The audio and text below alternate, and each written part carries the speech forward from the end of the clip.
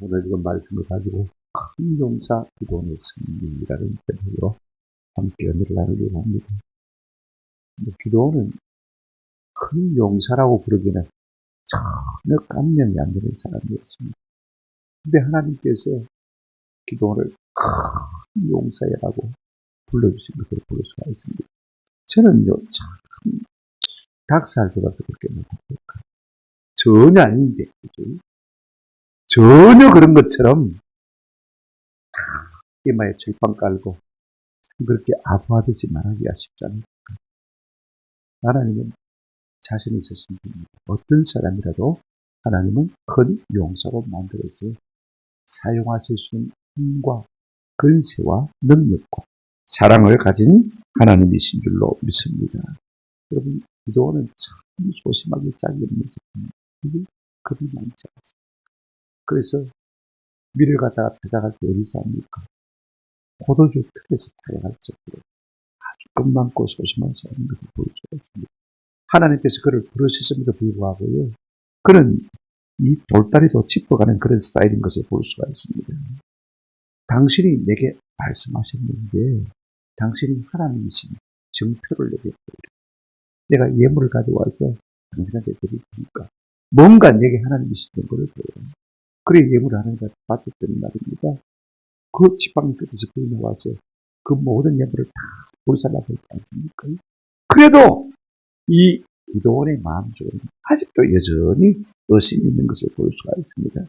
하나님께서 그로 하여금 내가 미디안을 치게 하겠다라고 말씀하셨음에도 불구하고 그가 두 번이나 하나님을 시험합니다. 양털 뭉치를 가져와서는요, 타작마당에 두고 양털에만 이슬이 있게 하고 다른 곳은 다 마르게. 그래서 하나님이 그대로 해주셨습니다. 근데 한 번으로 안 끝납니다. 다시 거꾸로 합니다. 양털은 마르고 온 타작마당은 적게 해주십시오. 하나님 참 그대로 해주세요. 우리 같으면 이하임을 사람이 없나 이러면 치아파. 내가 이하를 그 놈하고 다시 힘들다. 얼마든지 그럴 수 있음에도 불구하고 하나님께서 기도원에게 은혜를 주시고 내가 너를 사용하겠다라고 말씀드렸습니다. 그래 기도원이 어느 정도 마음에 확신을 얻고 이제 나팔을 불었습니다. 징집제가 아닙니다. 그냥 자유롭게 나팔을 불면 나가서 싸우고 싶을 사람은 나오는 것입니다. 그랬더니 자기 지파와 주변 지파 가운데서 3만 2천 명이 나왔어요.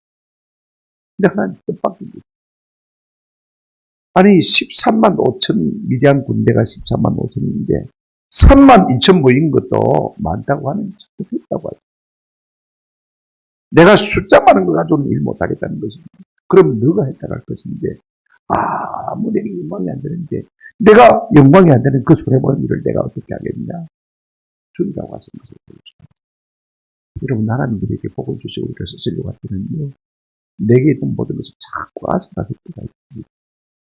그래서 하나님의 능력을 확실하게 한 다음에야 우리가 하나님의 능력에 손에 온전히 붙들려 쓰임을 받을 수 있는 것입니다.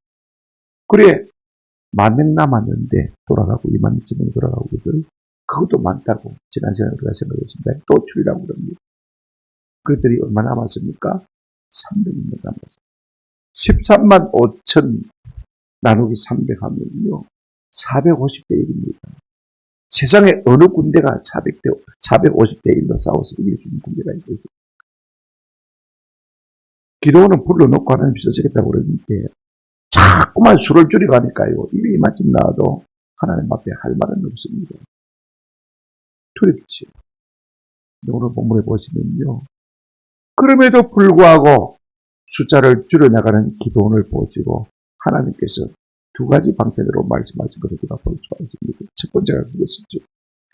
이런 기도원에게 하나님께서 두 가지 은혜를 주십니다. 여전히 두려워하고 주저스러운 것이 사실 아닙니까? 그런 기도원을 아시고요. 확신을 주시기 위해서 하나님 스스로 말씀하시고 그 다음에 미디안 측근을 통해서 말씀하시는 것을 볼 수가 있습니다. 자, 오늘 본문도 한번 보시기 바랍니다. 먼저 하나님께서 이 기도원에게 직접 말씀하십니다.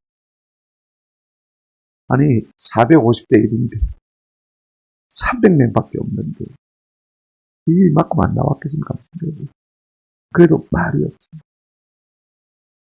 그런 기도를 하나님이 귀하게 보시고 뭐라고 말씀하십니까?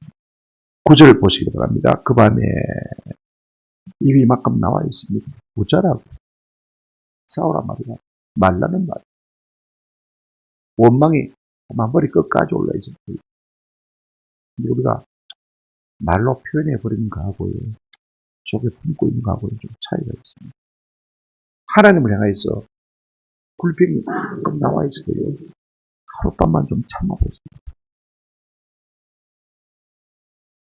하나님 은혜를 주실 줄로 믿습니다. 자, 보십시오. 그 밤에 여호와께서 기도원에게 이르시되 일어나 진영으로 내려가라. 내가 그것을 네 손에 넘겨줘. 수가 적든지 많든지 네한테 붙여서 이기게 해줄 것이다. 아멘. 하나님이요, 이 말씀을 들려주시고 입에 이만큼 나와 있는데 두려워 죽겠는데 내가 할 수 있겠느냐 싶은데 하나님이 네 손에 붙였다는 것입니다. 여러분 보십시오. 네 손에 넘겨주었느니라. 현재입니까? 미래입니까? 과거입니까? 아직 싸워도 안 했는데 네 손에 넘겨 맸다? 주었다라고 말씀하는 것입니다. 이것이 하나님의 자신감입니다. 여러분, 하나님께서 우리를 사용하시는 방법이 이와 같습니다. 약속은 미래, 그죠? 보정수표에 불과한 것입니다. 아직 증거이 아닙니다. 근데 우리가 의지하고 나아가면 나아갈수록요, 하나님의 약속은 우리에게 현금으로 떨어지는 것을 우리가 경험할 수가 있습니다. 근데 하나님은 또 하나 놀라운 것은요, 여전히 기도원의 두려운 것도 같습니다. 자, 오늘 본문 보십시오. 10절, 11절. 만일 네가 내려가기를 두려워하거든 그랬습니다. 기도원이 지금 두려워하지 않는데 하나님이 네가 두려워하거든 이렇게 말하고 있는 게 아닙니다. 기도원이 얼마나 두려워 떨고 있다는 사실도 알고 있습니다. 그래서 하나님이 뭐라고 말씀하십니까? 말미를 하나 주시는 것을 볼 수가 있습니다. 네가 내려가기가 두렵거든. 네 부하와 보라와 함께 그 진영으로 내려가서 11절 그들이 하는 말을 들으라. 그 위에 네 손이 강하여져서 그 진영으로 내려가리라 하시니 기도원이 이에 그의 부하 보라와 함께 군대가 있는 진영 근처로 내려간 적 있습니다. 하나님은 이 기도원이 여전히 두려운 마음도 알고 계십니다. 내가 약속했지만 네가 두렵거든. 네 부하 보라와 함께 내려가라는 것입니다. 여러분, 부라라는 이름을 말씀하고 있는데 이 부라라는 이름의 뜻은 요한부 따랐다. 낙엽. 흔들리는 낙엽, 떨어지는 낙엽이 무슨 힘이 있겠습니까? 그죠? 그래도 사람이 혼자 가는 거하고 두 사람 가는 거하고는 차이가 있습니다. 두려워 죽겠는데 혼자 가라면 더 못 가지, 그죠? 근데 비록 낙엽 같은 인생 불화와 함께라도 두 사람이면 참 강할 수가 있습니다. 삼겹줄이면 쉽게 끊어지지 않지 않습니까? 그래, 두려우니까 불화와 함께 내려갔습니다. 즉 진영으로, 미디안 진영으로 내려갔어요. 내려가니까 여러분 더 두렵습니다. 성경에 그런 말이 어디 있느냐? 12절 한번 보시기 바랍니다. 12절에 보시면 미디안과 아말렉과 동방의 모든 사람들이 그 진영 골짜기에 저녁에 누웠는데 말입니다. 뭐와 같고요? 메뚜기에 많은 수와 같고 그들의 낙타수가 많아서 해변의 모래와 같이 많은 수가 가보니까 더 두렵습니다. 300명하고 13만 5천하고 이건 개인도 안 되는 거예요. 여러분, 군대만 많은 것이 아닙니다. 보십시오. 그들의 낙타수가 많아 해변에 뭐와 같더라? 모래와. 그들은 지금 고백입니다. 발로 뛰어져 있는데 여러분, 낙타를 타고 뛰는 사람하고 달리는 사람하고 그냥 걸어서 달리는 사람하고 뭐가 닿겠습니까? 비교가 되는 거죠. 아마 앞에 모든 부사들이 낙타를 가질 겁니다. 왜? 노랗게 가야 되니까, 그죠? 짐을 약탈해 가야 되니까. 그러니요, 더 두려운 것입니다. 근데 하나님은 또 다른 장치를 계획해 놓고 계신 것을 볼 수가 있습니다. 하나님이 말씀을 들려주시지만요, 이제는 적군 미디안의 초병을 통해서 이 기도원에게 하나님 말씀하시는 것을 볼 수가 있습니다. 보십시오. 꿈을 꾼 자가 말을 하는데 우리가 먼저 성경 한번 같이 보시겠습니다. 13절 한번 보시기 바랍니다. 이제 기도원이 그 부하 보라와 함께 그곳에 이른 적 어떤 사람이 그의 친구에게 꿈을 말하여 이르기를 보라, 내가 한 꿈을 꾸었는데 꿈에 보리떡 한 덩어리가 미디안 진으로 굴러 들어와 한 장막에 이르러 그것을 쳐서 무너뜨려 위쪽으로 엎으니 그 장막이 뭐하더라? 쓰러지더라. 지금 미디안 군사 2명이 보초를 짝을 대고 쓰고 있다가 딱 기도원이 그곳에 도착하자마자 하나님은 타이밍을 정하셨어요. 하필이면 딱 그때에 한 초병이 지가 꾼 꿈을 이야기하는 것을 볼 수가 있어요. 불화와 함께 기도원이 딱 적진령 가까이 이르렀는데 보초수가 있는 2명 가운데 한 명이 자기가 꾼 꿈을 딱 이야기했는데 타이밍이 아주 절묘합니다. 도착하자마자 와우 계속 보여주고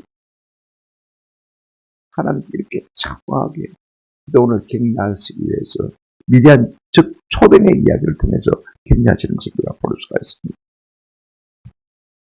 여러분 보리떡은 어떤 분은 농객민의 상징이다. 장막은 유목민의 상징이다. 그렇게 말합니다만 저는 이 기도원이 초병이 보리떡 이야기를 할 때 아마 깜짝 놀랐어요. 꿈에 보리떡 한 덩어리가 미디안 진영으로 굴러들어와 한 장막에 이르러 그것을 철저 무너뜨려 위쪽으로 엎으니 그 장막이 쓰러졌다. 꿈이니까 이게 가능한 것이죠. 보리떡 하나가 굴러들어가지고 어떻게 장막을 쓰러뜨립니까? 한번 생각해 보시죠. 꿈이니까 그런 이야기가 얼마든지 가능한 것을 볼 수가 있습니다. 하여튼 꿈 이야기를 합니다. 제 생각에는 기도원이 충격을 받았어요. 보리떡이 굴러와서 미디안 장막을 쳐서 넘어뜨렸다고? 보리떡이 왜 난데? 그런 느낌을 받았어요. 여러분 이게 기도원의 자화상입니다. 제 세대 사람들은 아마 개떡을 알 것 같아요. 보리떡을 등기로 만든 보리 등기로 만든 개떡. 영양 하나 없겠죠. 기분 나쁘면 우리가 기분 개떡 같다 그럽니다. 그죠? 좋은 겁니까? 안 좋은 겁니까? 별 볼 일 없는 거죠. 요즘이야 경주 찰보리빵 어떤 건 비싸고 그죠? 맛도 좋습니다만 그 당시에 우리가 어릴 때 먹던 보리떡 배고파서 먹은 것이지 그죠? 맛이 있으면 먹을 게 없으니까 또 먹거든요. 기도원은 자기 스스로 나는 개떡 같은 인생이다. 그렇게 생각합니다. 잘난 것입니다. 내가 사람들 앞에 내어놓을 만한 것이 뭐가 있나? 근데 이 꿈을 꾼 초뱅이 보리떡 이야기할 때 자기를 들킴 같은 느낌이 드는 것입니다. 사람은요, 언제 감동을 받느냐? 내 자화성이 들킴 같은 느낌이 듭니다. 여러분, 저도 역시 이 말씀을 읽을 때 제가 은혜를 받아 나도 보리떡입니다. 우리 대부분 사람들의 자화성이 뭐냐면 개떡 같은 존재거든요. 내 같은 것이 사람들 앞에 내세우는 것이 뭐가 있냐. 그죠? 다 소심한 자성을 가지고 있는 것이죠. 그런데 하나님께서 이 미디안 초병을 통해서 말씀하시기를 보리떡이 굴러들어오더니 말입니다. 미디안 장막을 쳐서 엎어버립니다. 그러면 괜찮은 보리떡 아닙니까? 한번 생각해 보십시오. 이 보리떡이라는 말을 통해서 기도원이 마음에 제일 많이 감동을 받았을 때 꿈 이야기가 참 간단합니다. 꿈이니까 그걸 간단할 수밖에 없습니다. 근데 더 놀라운 것은요. 그 꿈 이야기를 들은 또 다른 초뱅, 그죠? 파트너로 2명씩 짝을 써서 보도를 쓰니까 말입니다.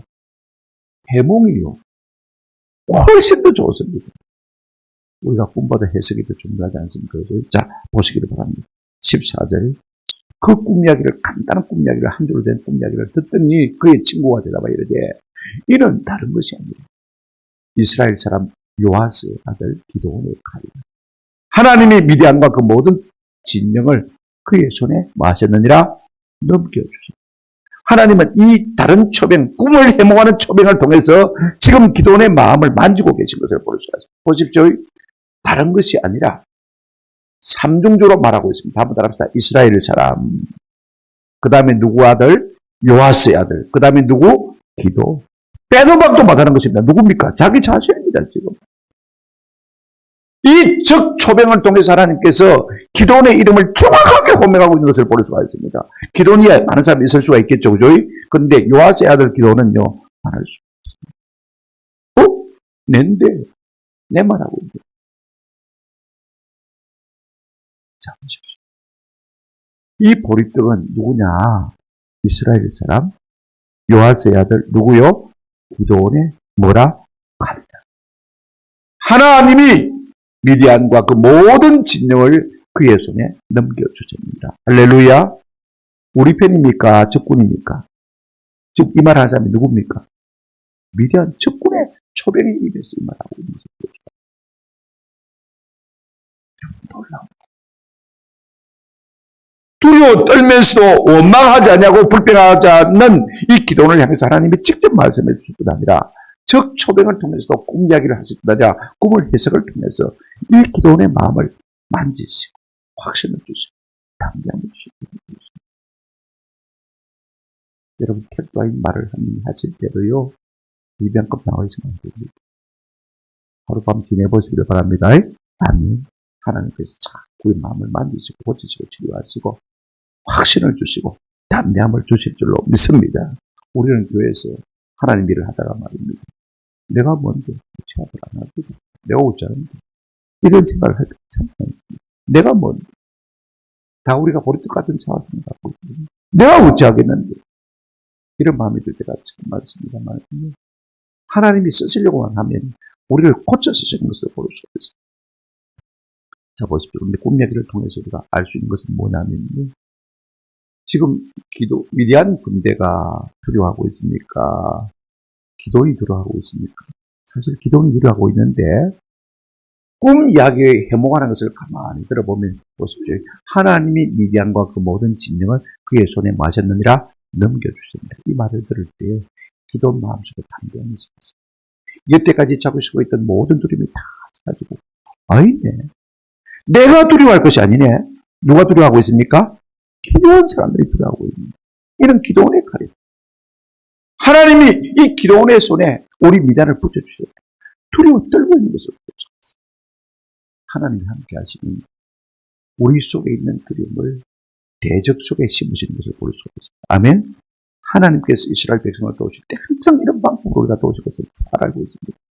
원래 처음에 내 속에 있던 두려움을요, 어디 갖다 옮긴다고요? 대적의 마음속에 옮기실 것을 보여줍니다. 나는 강하여지고 오히려 대적이 두려웠다는 것을 볼 수가 있습니다. 성경에 보실까요? 하나님께서 이스라엘 백성을 애굽에서 건져내실 때 어떻게 건져내셨느냐 우리가 잘 모르죠.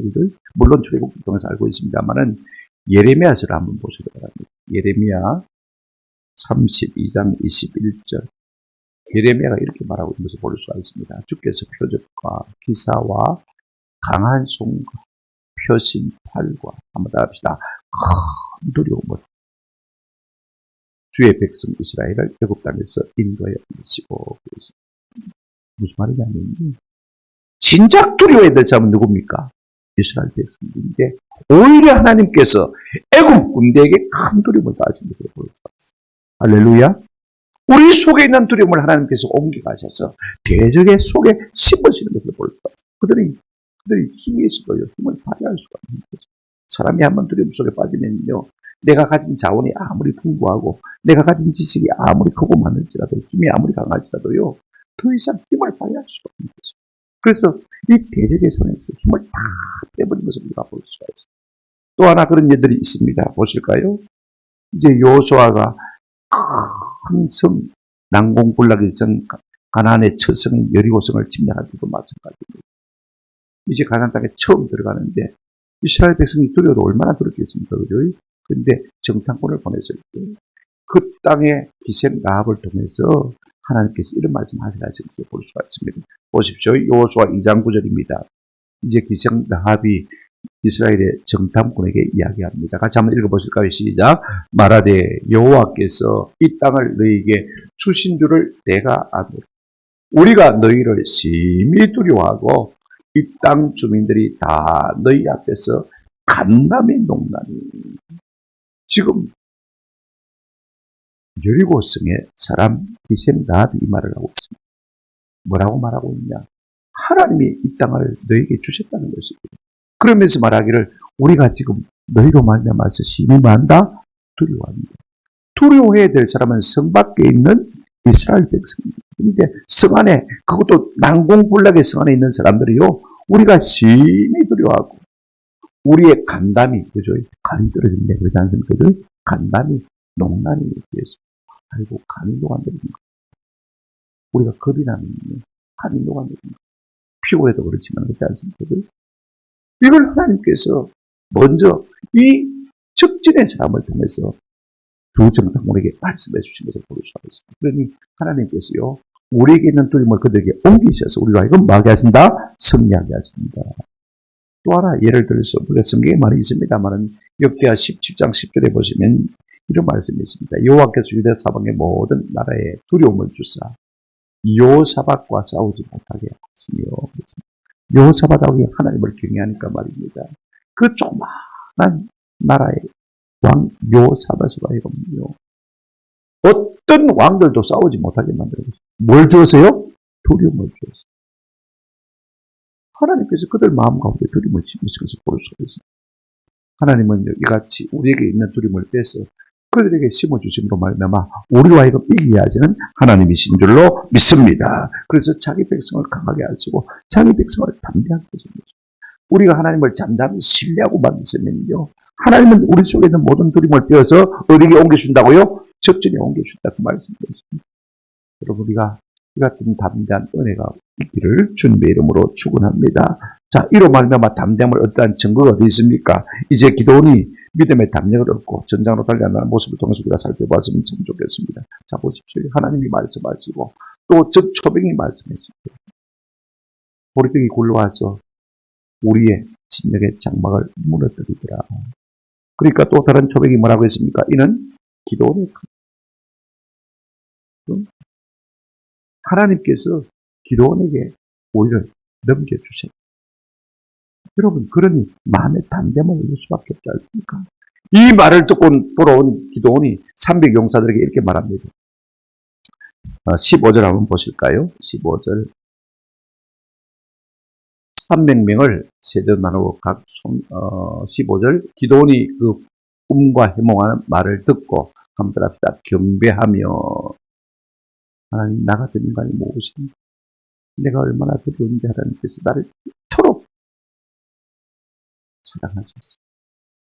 적군의 입의 말을 통해서 나로 강하게 하십니다. 힘들게 하십니다. 주님 감사합니다. 내가 부족합니다. 내가 죄송합니다. 그죠? 내가 믿음이 없었습니다. 용서해 주십시오. 막 경배하며 그런 마음을 하는 예배했을 것 같아요. 그 다음에 뭐라고 했습니까? 이스라엘 진영으로 돌아와 이르되 일어나라. 여호와께서 미디안과 그 모든 진영을 너희 손에 마쳤느니라 넘겨주셨습니다. 자기 마음속에 확신이 없으면요, 이런 말 못합니다. 내 속에 두려움을 떨치고 나니까 가자, 일어나자, 우리가 이길 수 있다. 아멘. 하나님 보여주십시오. 둘의 은혜를 받고 그가 담대할 것을 볼 수 있습니다. 두려움을 떨친 사람만이 또 다른 사람에게 담대함을 안겨줄 수가 있는 것입니다. 내가 여전히 두려우면서 어떻게 다른 사람에게 담대함을 안겨줄 수가 있습니까? 하나님이 하신 말씀 그대로 두 분과 하나님께서 자 스스로 말씀하셨고, 그 다음에 미디안 적초병을 통해서 말씀하셨는데 여호와께서 너희 손에 넘겨주셨다. 이 말이고요. 하나님께서 버텨주시면 너희가 이길 것이다. 그 말입니다. 두 분의 이 말을 듣고 마음의 확신과 담대함을 가지고 일어났어요. 그 병사들을 일깨우는 것을 볼 수가 있습니다. 하나님께서 일어나 우리와 싸울 것이므로 우리가 함께다. 우리가 수가 적고 많고 전혀 문제가 안 된다. 하나님께서 우리 앞서서 마실 것이다. 싸울 것이다. 하나님 이런 확신을 주지 않냐면요, 사람들과 아무도 이렇게 말할 수가 없어요. 제가 그런 말 한다고 여러분 따라오겠습니까? 하나님이 내 마음에 확신을 주셨으니까 사람들도 마음에 두려움을 다 떨쳐버릴 수가 있는 것입니다. 근데 여러분 한번 보십시오. 이렇게 하나님의 음성을 듣고 확신과 담대함을 가진 기도원이 보이는 행동이 세 가지인데요. 보실까요? 16절 한번 보시기 바랍니다. 17절까지 300명을 세대에 나누어 각 손에 나팔과 빈 항아리를 들리고 항아리 안에 횃불을 감추게 하고 그들에게 이르되 너희는 나만 보고 내가 하는 대로 하되 내가 그 진영 근처에 이르러서 내가 하는 대로 너희도 그리하여 18절 나와 나를 따르는 자가 다 나팔을 불거든 너희도 모든 진영 주위에서 나팔을 불며 이르기를 여호와를 위하라 기도원을 위하라 하라 아니라 그랬습니다. 여러분 기도원이 준비한 건 세 가지밖에 없습니다. 첫째 뭡니까? 조직이 300명인가 100명씩 세대로 나눈 것 간단합니다. 이건 누구나 할 수 있습니다. 그죠? 그 다음에 두 번째 무엇입니까? 무장을 시켜야 되는데 칼과 창으로 무장을 시켜야 되는데 전혀 그런 것 없습니다. 성경 한번 보십시오. 여러분 16절에 보시면 300명을 세대로 나누어서 뭡니까? 각 손에 나팔과 그 다음에 빈 항아리를 들리고 항아리 아래에 뭘 감춥니까? 햇불을 감추. 이게 전쟁하는 사람들의 모습입니까? 아들 장난이죠. 전쟁놀이 하는 것이죠. 그죠? 이게 무슨 전쟁하는 겁니까? 실제로 기도원이 한 것이 없습니다. 기도원에 300명사도 한 것이 없습니다. 작전입니다. 오른쪽으로 들어가자, 왼쪽으로 들어가자. 이런 그런 한마디 없어요. 내가 성령의 감동받아 하는 대로 너희도 따라하라는 거죠. 내 하는 대로만 흉내내라 그 말입니다. 그거는 하나 정했습니다. 한번 따랐다. 여호와를 위하라. 기도원을 위하라. 이게 우리 모델. 이게 고대. 이거 하나만 딱 말해주세요. 여러분 성도의 삶이 있어요. 중요한 다른 것도 있어요. 우리가 하나님을 위한 일이요. 하나님이 우리를 대신해서 앞서 싸우실 줄로 믿습니다. 이 마음이 중요합니다. 여기 여러분들 조직 보십시오.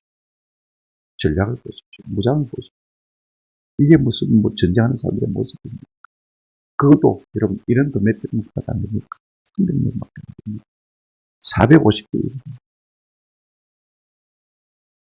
하나님의 본인이 숫자에 많고 적음에 달리고서 마병에 많고 적음에 달린 것 같다는 겁니다. 하나님이 하시는 겁니다. 얼마나 자세 수가 있습니다. 우리가 하나님의 영광만 위할 마음의 자세만 되어 있으면요. 이 마음의 핵심만 갖고 품고 있으면요. 어떤 방도로든지 하나님이 앞서서 일하셔서 우리 가운데 놀라운 일을 행하실 줄로 믿습니다. 자, 그렇게 해서 어떻게 합니까? 이제 기도원 군대가 믿음으로 접전하는 것을 볼 수가 있습니다. 19절 보십시오. 기동과 그와 함께한 100명이 이경초라는 것은요. 옛날 고대 히브리에서는 밤 12시간, 저녁 6시, 아침 6시까지가 밤이죠. 그걸 갖다가 3분에 있습니다. 그래서 6시부터 10시까지가 1경, 10시부터 그 다음에 새벽 2시까지가 2경, 그 다음에 새벽 2시부터 아침 6시까지가 3경입니다. 2경이면 몇 시부터입니까? 10시부터 그죠? 10시부터 초니까 10시부터 11시 사이겠죠. 그러니까 이제 막 깊이 잠이 들었어요. 그 당시에 뭐 TV도 없고, 인터넷도 없는데, 휴대폰도 없는데, 뭐 빨리 안 잤겠습니까? 그리고는 한번 보초를 교대할 때가 딱 그점. 기도원 군대가 한 것이 무엇입니까? 여러분 보십시오. 20절, 세대가 나팔을 불며 항아리를 부수고 왼손에 횃불을 들고 오른손에 나팔을 들어 불며 외쳐되되 여호와와 기도원에 그리라 하고 그랬습니다. 한순간에 세대가 말입니다. 각 100명씩 짝을 앉았었거든. 그래가지고 막 한꺼번에 이제 막 나팔을 불고 그 다음에 와장창 항아리를 깨뜨리고 그 다음에 횃불을 딱 동시에 드니까 말입니다.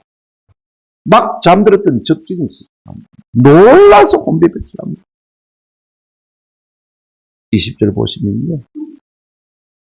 21절 각기 제자리에 서서 그 진영을 에워싸매 온 진영의 군사들이 뛰고 부르짖고 뭡니까? 난리 법석을 듭니다. 도망갑니다. 엄청난 적진이 치들어온 줄 알고요. 자기들이 자다가 놀래가지고 말입니다. 혼비백산에서 도망가는 거죠. 칼을 들고 뛰었겠죠. 그 증거 어디 있습니까? 22절 한번 보시기 바랍니다. 300명이 나팔을 불 때 여호와께서 그 온 진영에서 친구끼리 칼로 치게 하셨으므로 적군이 도망하여 21절 22절에 도망했다는 말이 두 번 나오는데 언제 도망하냐면요. 그들이 나팔을 불었기 때문에. 왜 나팔을 부는 것입니까? 여러분 우리가 민수기서를 보게 되어지면 10장 9절에 이런 말씀이 있습니다. 너희 땅에서 너희가 자기를 압박하는 대적을 치려 나갈 때에는 나팔을 크게 불지. 그리하면 너희 하나님 여호와가 너희를 기억하고 너희의 대적에게서 구원하시리라. 아멘. 나팔을 불어서 나를 일깨우라는 것입니다. 그러면 내가 너희를 구원한다. 할렐루야. 그래, 나팔을 부는 막 불어대끼니까 말입니다. 이 적들이 밤에 자다가 혼비백산에서 도망을 치는데 그 다음에 하나님이 하신 일이 또 하나 있습니다. 그들이 쳐서 이긴 건 아닙니다. 나팔하고 항아리밖에 없는데 무슨 소리 쳐서 이기겠습니까? 도망을 치면서 뭡니까? 서로 오늘 본문 보십시오. 22절 보시기 바랍니다.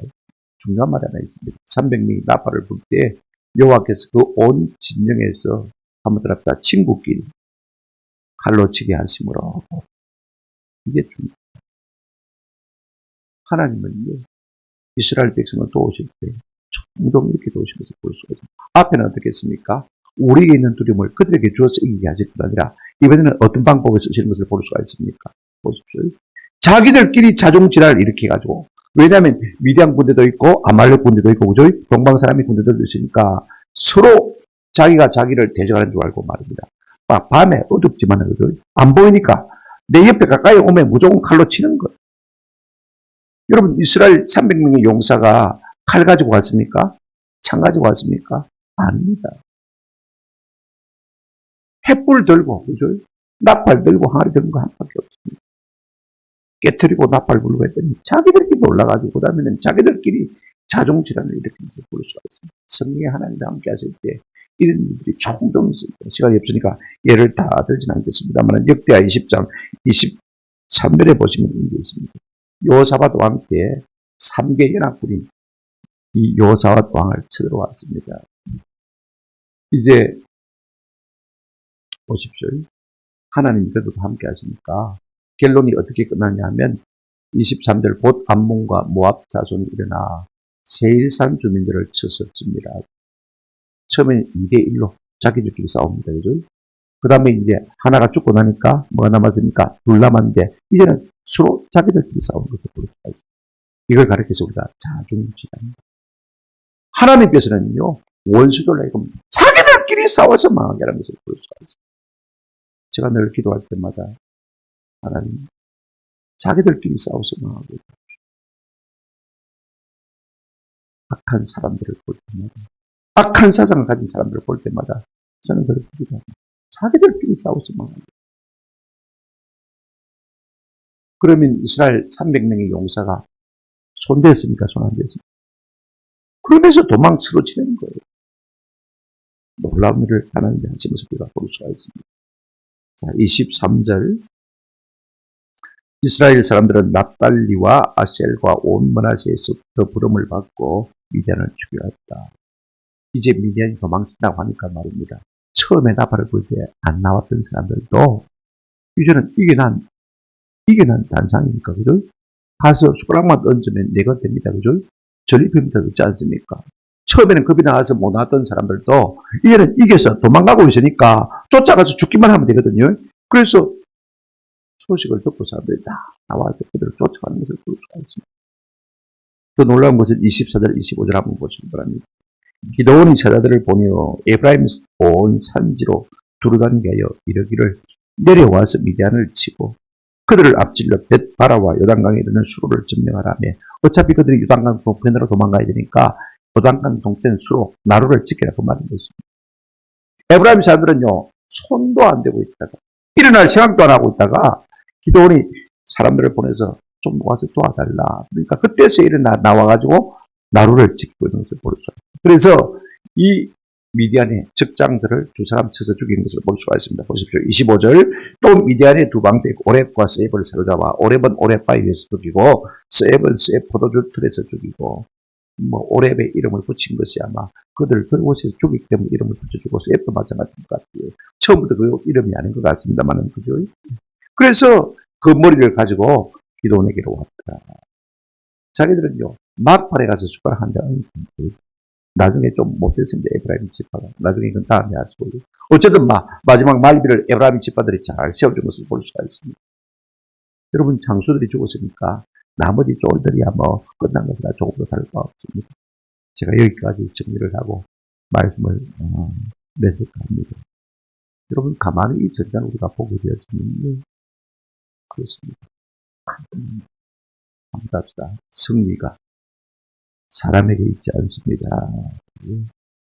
하나님의 일은요, 우리의 어떠함에 있지 않습니다. 그 승리. 이걸 아세요. 내가 잘나고 못나고 그런 거 아무 상관없습니다. 하나님 나를 쓰시고자 하시면 얼마든지 나를 명하게 들어 사용하실 수 있습니다. 내가 본래 어떤 존재냐 중요하지 않습니다. 그러므로 여러분 내가 하나님 앞에서 보리떡 같은 건 어떻고 개떡 같은 건 어떻습니까? 내가 수가 적으면 뭐하고 많으면 뭐하고 뭐 전략이 있으면 뭐하고 전략이 없으면 뭐하겠습니까? 오히려 있는 그것 때문에 하나님의 일에 긁어칠 때가 많습니다. 제발 좀 그거 치워라. 내가 다 알겠습니다. 저도 그렇습니다. 어떤 일을 내한테 부탁하면 100% 전적으로 맡기면 해주지만 지가 중간에서 간섭하고 이래 치면 해주기가 싫어요. 네가 있어야 돼. 내가 할게. 그런 마음이 나요. 내가 알아서 해주면 더 잘해줄 텐데 네가 잘 모르는데 이래 간섭하고 공나라 판나라 그러면 내가 어떻게 해줘. 사람들도 차이가 있습니다. 그죠? 그러면 내한테 맡긴 거하고 그죠? 지가 이렇게 간섭하는 거하고는 차이가 있습니다. 우리가 조금 안다는 것이요. 우리 어릴 때 선생님이 종종 그래요. 반분수 집안 말씀. 반분수가 집안 조금 안다는 것 때문에, 그죠? 지가 잘난 척 하다가 오히려 말아먹는 것을 보여줍니다. 차라리 네가 가만히 있고, 전적으로 나를 도와주십시오 하고, 믿음의 자세로 하나님을 바라고 의지하시면요. 하나님이 여기 앞서서 뭐 하십니까? 싸워주십시오. 하나님이 싸워줄 때까지 기다리지 못해서 우리가 나서니까 문제가 있습니다. 스위스의 유명한 정신과 의사인 폴 트루니에가 이런 말을 했습니다. 인생의 가장 큰 비극은 막연히 준비만 하다가 인생을 낭비하는 것이다. 꼭 저보고 하는 말이다. 있는 모습 그대로 하나님이 들어 쓰시고자 하시거든요. 우리가 믿음으로 달려나가면 되는데 좀 더 준비하고 좀 더 내가 준비가 되거든요. 좀 더 여물어지거든요. 좀 더 성숙해지거든요. 그러다가 인생 끝나는 거죠. 내 모습 그대로. 그죠? 주님이 들어 쓰시려면 알아서 써주십시오. 이게 믿음인 것입니다. 우리는 좀 더 내가 실력이 있습니다. 망설입니다. 플로렌스 케네디라는 사람은 가장 큰 죄악은 엉덩이를 붙이고 앉아있는 것입니다. 아무것도 허락하지 않습니다. 겸손이 아닙니다. 불신입니다. 하나님 우리에게 마음 가운데 감동을 주실 때는요. 내가 부족하지만 하나님의 전능하심을 믿고 하나님이 앞서 우리를 대신해서 싸워주실 줄로 믿고 달려나간 이것이야말로 믿는 것입니다. 그럴 때 하나님의 전능하심을 내가 경험하게 되어지고 더 큰 일에도 아름답게 쓰임받을 수 있는 은혜가 우리 가운데 있는 것입니다. 나보다 똑똑한 사람들 많습니다. 나보다 잘난 사람 많습니다. 내가 그거 대놓고 뭐 명함이나 되는 우리 교회가 뭐 어떻게 수영로 교회를 따라가고 어떻게 호산나 교회를 따라가고 어떻게 부정교회를 따라가고 사기동 교회를 따라가고 포동교회를 따라가고 여러분 고정된 것은 아무것도 없어요. 세상 사람도 그걸 알고 있습니다. 링컨 스티븐스라는 작자는 이렇게 말했습니다. 끝난 것은 아무것도 없다. 세상의 모든 것은 미완성 상태다. 가장 위대한 그림은 아직도 그려지지 않았고 가장 위대한 희곡은 아직도 쓰여지지 않았고 가장 위대한 시는 아직도 읊어지지 않았고 우리가 주변에 보면 너무 좋은 노래 너무 많아서 그보다 더 좋은 노래가 나옵니다. 아름다운 시들이 얼마나 많습니까? 그보다 더 좋은 시들이 나올까? 그죠? 그런 마음이 들지만요. 아직도 미안하죠. 누구든지 하나님의 손에 들려 쓰임받기만 하면요. 얼마든지 하나님의 능한 사람으로 아름답게 쓰임받은 역사가 일어나게 될 줄로 믿습니다. 비록 내가 보이떡 같을지라도 하나님의 손에 붙들리기만 하면 칼날 같은 존재로 아름답게 쓰임받을 수 있습니다. 우리가 비록 보리떡 같은 자아상을 갖고 있다 할지라도 내 미약함에서 오는 그림을 이길 수 있는 은혜가 있기를 주의 이름으로 축원합니다. 나 가진 자원의 부족함에서 오는 열등감을 이길 수 있는 은혜가 있습니다. 하나님이 능하신 손에 붙들어주면 안 됩니다. 얼마든지 마지막 세대에도 이 나이가 좀 들어도 말이죠. 저는 그런 날이 오기를 참 소망합니다. 하나님. 뭐 한다고 이렇게 세월을 허송하면 됩니다. 참 모르겠습니다. 죄송합니다. 그럼에도 불구하고 하나님께서 써주셨으면 써주십시오. 하나님이 써주셨으면 써주십시오. 여러분 인생이 시작보다 중요한 것이 무엇입니까? 끝입니다. 우리 인생의 끝이 아름답게 해주십시오.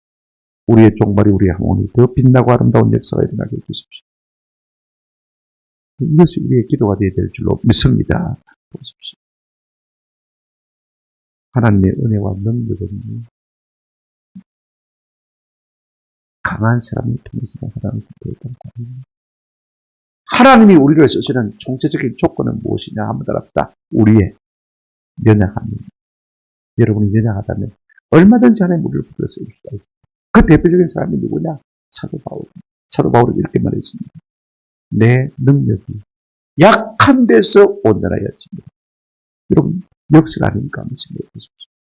내가 잘나야 온전해질 수 있는데 내가 약한 데서 또 뭐해집니다? 온전해집니다. 나는 약하지만은 하나님이 더 능하게 나를 들어 사용하시기 때문에 온전해진 줄로 믿습니다. 오늘 우리가 부족하다고 생각되었으면요. 하나님이 나를 통해서 일할 여지가 더 많으시구나 이렇게 믿으시면 됩니다. 하나님, 내가 하나님의 소리에 들려서 쓰일 가능성이 훨씬 더 많네요. 마음껏 들어 사용하시고 마음껏 하나님이 영광 받아주세요. 이와 같은 은혜가 있기를 주님의 이름으로 축원합니다. 많은 사람들이 하나님이 불러 스치고자 따지며 자기를 묵상합니다. 내가 얼마나 부족한지 좋은데 이걸 묵상하느라고 변함이 없어요. 이제부터는요. 하나님의 크심과 하나님의 위대하심과 하나님의 능하심을 기대하고 묵상할 수 있는 은혜가 있기를 주님의 이름으로 축원합니다.